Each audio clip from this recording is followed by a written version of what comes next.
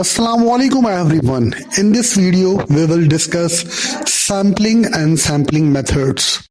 The objectives of this video are to discuss the sampling and its terms and to discuss the most popular sampling techniques.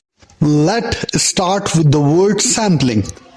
Sampling is the process of selecting a subset of participants from a larger group.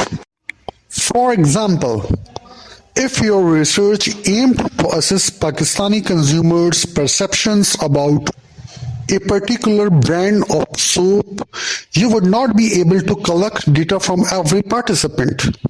But you could plausibly collect data from a smaller subset of this group. In the technical terms, the larger group is referred to as the population. And the subset, the group you will actually engage with, is called sample.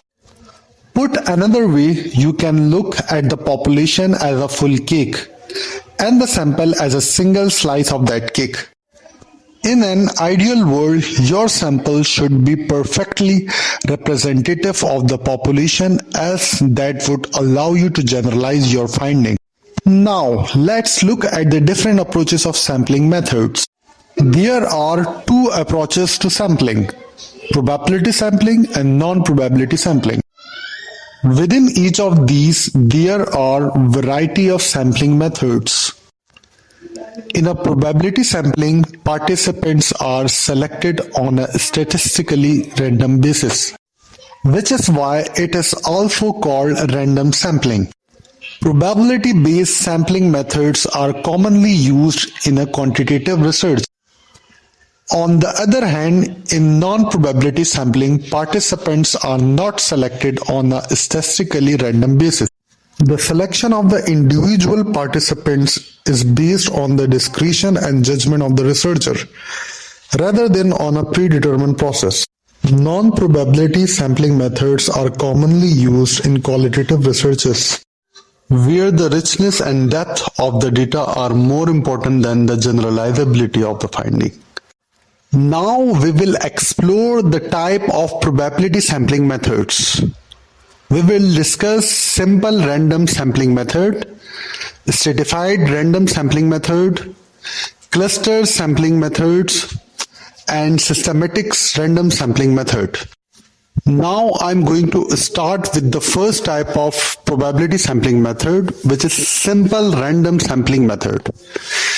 In simple random sampling method, we select participants completely in random fashion, where each participant has an equal chance of being selected. And if we have to apply this simple random technique, we have to select a sample from this population based on randomness and by chance. For example, randomly we can select 3 to 4 participants from this group. The logic behind using this simple random technique is to remove the bias on the selection process. The next is stratified random sampling. In stratified random sampling, we select participants randomly but from within certain predefined subgroups, which is called strata, that share a common thread. Let us assume we have this population, which represents a broad category of people of different age, sex, and nationality.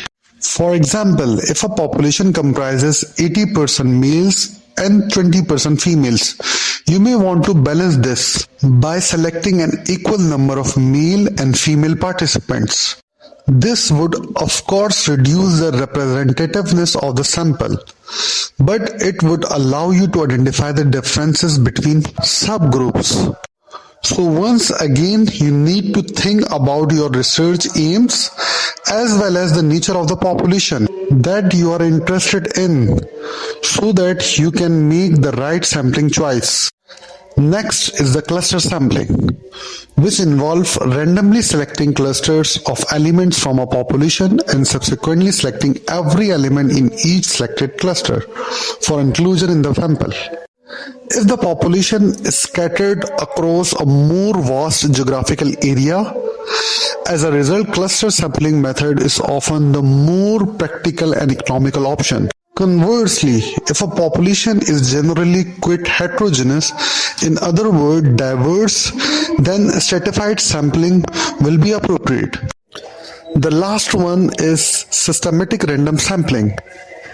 In systematic random sampling, we select first element randomly from a list or from a sequential files, and then every nth element is selected. For example, randomly we select first element from the population, then systematically select every third element from the population. In the next video, we will discuss the methods of non-probability sampling.